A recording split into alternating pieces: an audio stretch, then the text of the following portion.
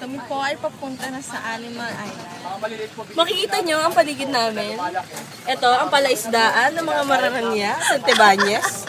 Andito ang aming zoo. Ayan, makikita mo mga trabahador namin. Naglalakad-lakad.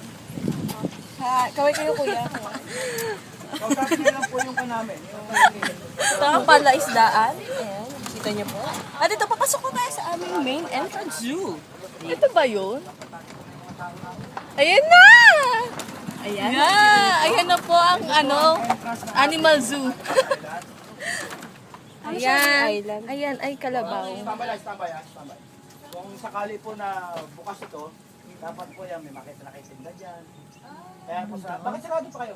Di ba sir, kinuha pa yung cash box ni... Ayan, nagsasaldo po ang aming isa sa mga constituents. Unfortunately po, hanggang dito lang po ang shop. Si Kuya Berting. Yung pong sa loob po ninyo, Romel pala pangalan niya. ihatid po kayo ng... Ito si Linda. Linda! Linda. Bakit ba ang mga kagamitan? Ano nga tayong dali? Ayan si Madam, ang aming sponsor, manager-in-chief, lahat-lahat, financial. Sabi kita, si Ateng.